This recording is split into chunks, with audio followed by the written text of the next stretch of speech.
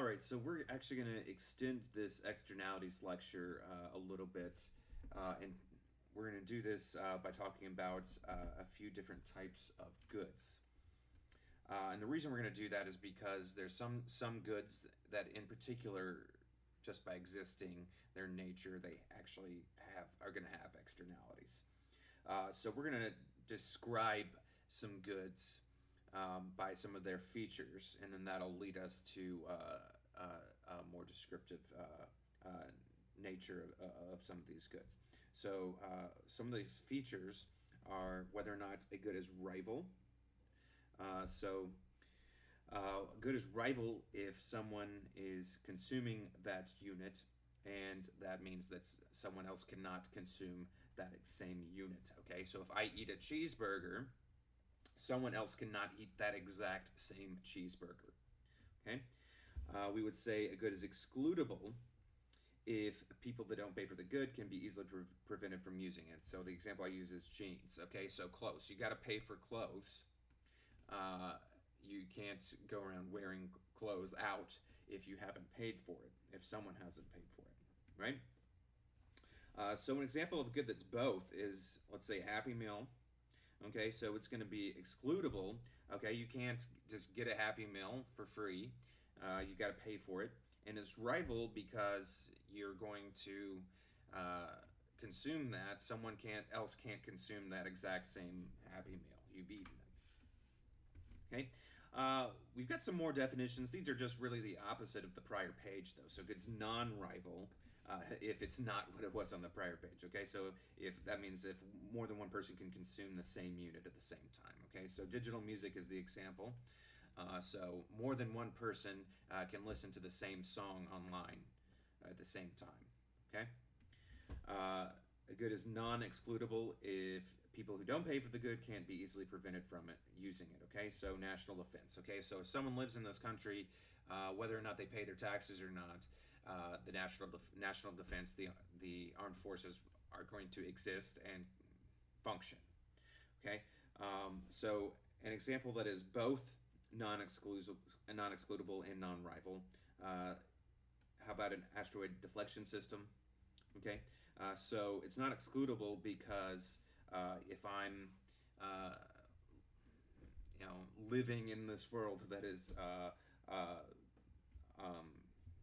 benefiting from this asteroid deflection, just because I personally didn't pay for the asteroid deflection system doesn't mean that the system isn't going to work.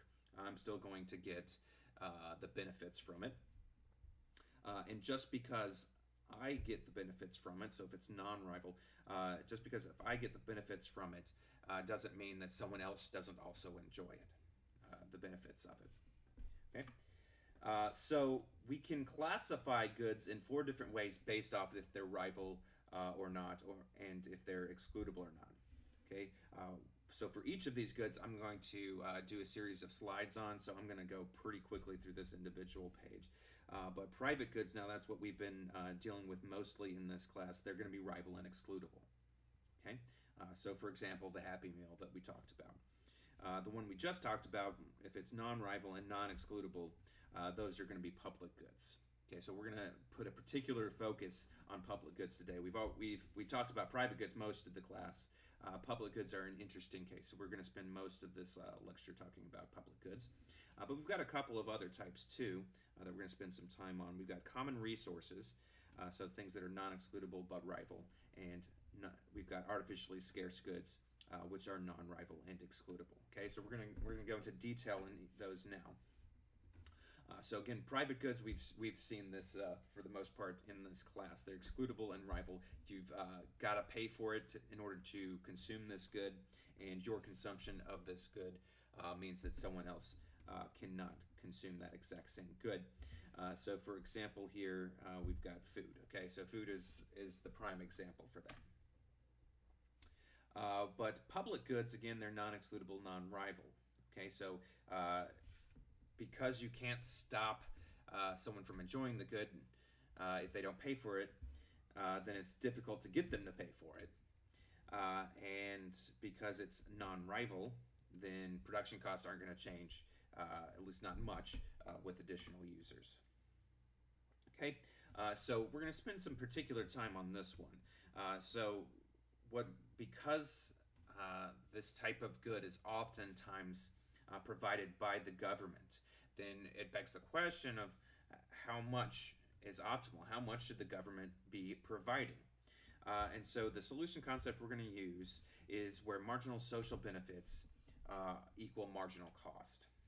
Okay, so for example, we've got this situation where we've got a couple people live on a street, and we've got a street sweeper that is going to clean up the street. Okay, so we've got two people. We got Ted. We've got Alice. And they both have their individual marginal benefits curve, and again, that's another way we would like to think of it, as a demand curve.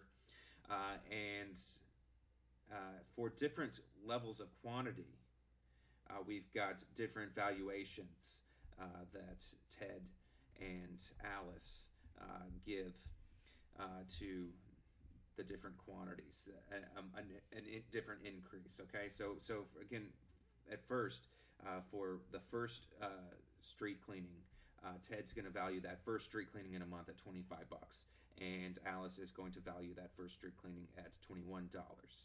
And the next street cleaning, so for example, if we want 2 instead, so that second street cleaning, we're going to value it at less. Okay, we've already got it cleaned once per month, so the second street cleaning, it'd be okay, it'd be nice to have, but we're not going to value it as highly as we did for that first cleaning. So that's true for Ted and for Alice. Alice is the same, so she values that first one at 21. The second one, she values it still a good bit, but less than the first one. Okay, so this should make sense with the types of concepts we've talked about in class. So how do we make this marginal social benefit curve? We're gonna vertically sum it. Okay, so in other words, we're just gonna stack the two valuations on top of each other. Okay, so this bottom one, this is going to be Ted. Yeah, so Ted, he's values it at $25, that first street cleaning, and Alice values it at 21. He values the second one at 18. Alice values the second one at 17. Okay, so we've got this new curve here, which is just that amount summed at each level. So our solution concept was that we should be producing, in order to maximize this social welfare, we should be producing where marginal social benefits equals the marginal cost, and that's going to happen about here at 5 units. Okay, and that's with a marginal cost of $6. Excuse me. I'd like to,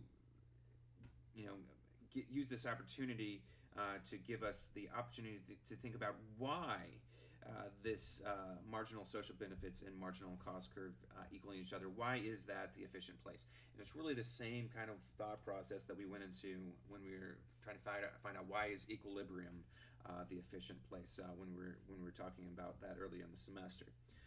So let's do that by assuming what if we're not at this efficient point of 5 street cleanings. So let's imagine that we're instead we're just getting this one street cleaning. Okay, if we're getting this one street cleaning, well, we're getting $46 worth of goods at a cost of only $6. Okay, so that's a good deal for us, right? But if we want this second street cleaning, we would get $35 of benefits at a cost of only $6.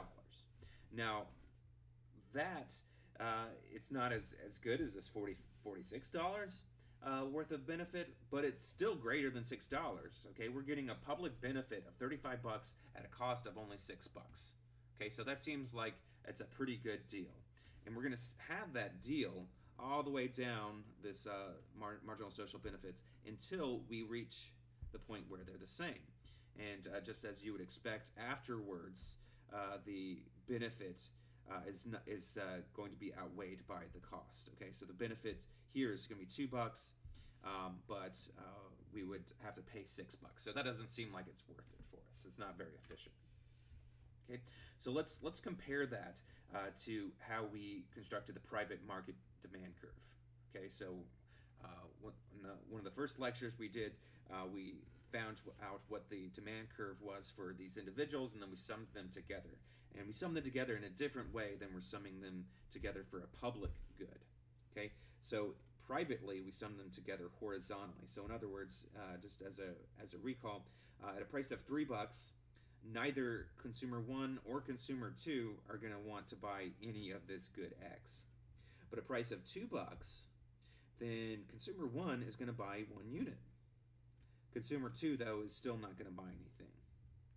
But if we reduce the price further to $1, consumer 1 is going to buy 2 units, and consumer 2 at $1 is going to buy 1 unit. So altogether, we're going to buy 3 units. Okay, so that's how we did summing from individual demand curves to the market demand curve. But for the public good, we're vertically summing.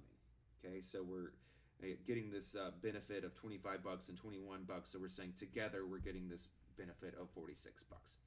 So that's how we're doing this differently. Okay, but doing this is pretty hard. Think about how hard this would be for a country the size of the United States, for example. Figuring out exactly how much someone values a public good. That's tough, especially because you can't really do a survey for this type of thing. People have an incentive to not be truthful when it comes to a survey for this. Okay, so in particular, they have the incentive to free ride. In other words, they want to be able to benefit from a good without wanting to pay for it. Okay.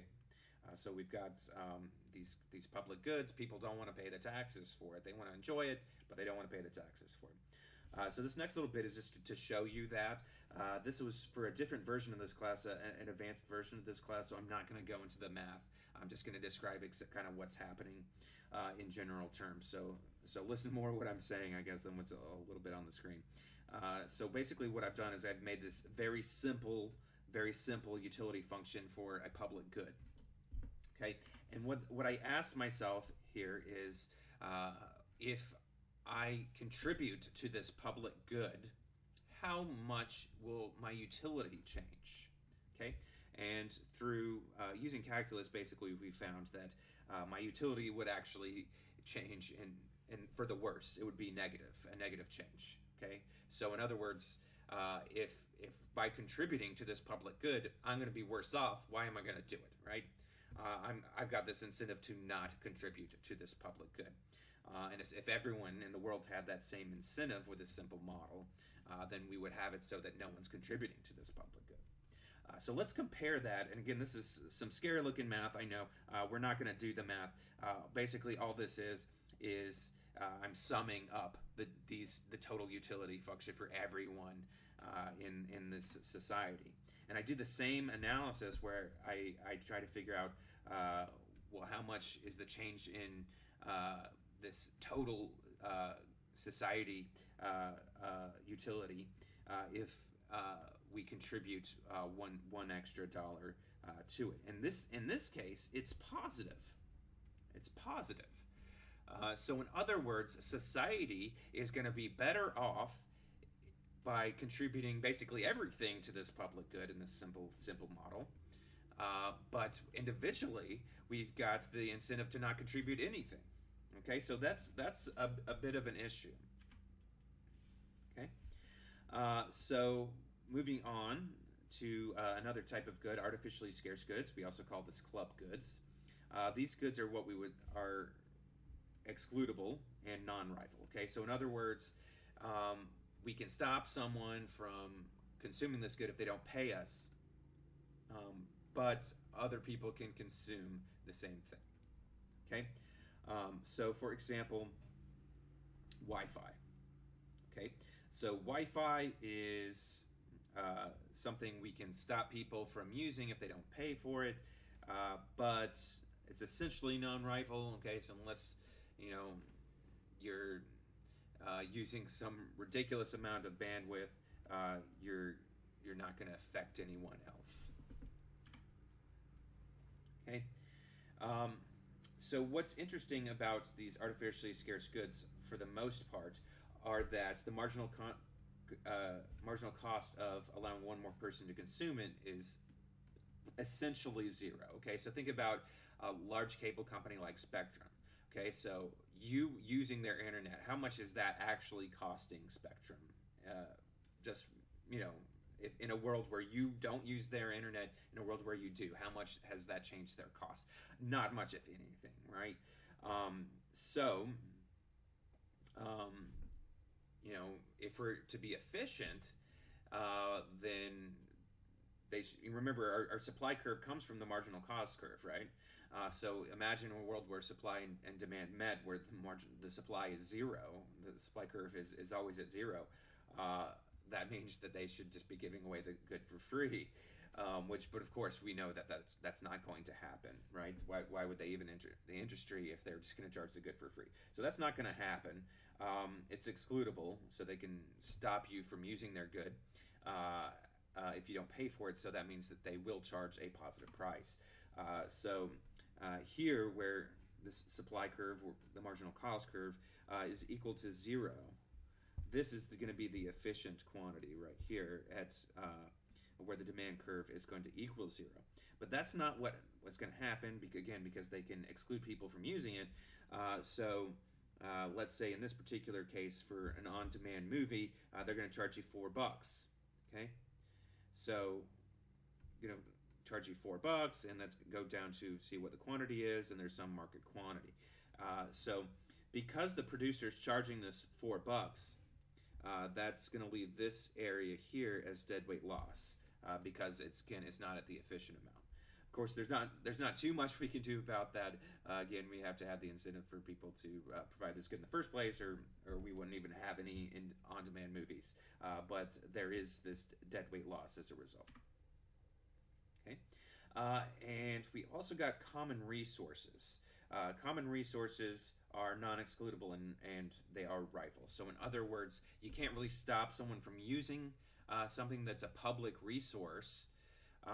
However, your consumption of that resource does negatively affect the consumption for someone else. Okay, so talking about fishing, for example, if you fish in the seas, you catch a fish. There's someone else that can't catch that individual fish. Okay, and that leads to a situation we call the tragedy of commons, which is basically where these common resources are being overused if they're being left to the market. Okay, they've got this individual incentive to consume.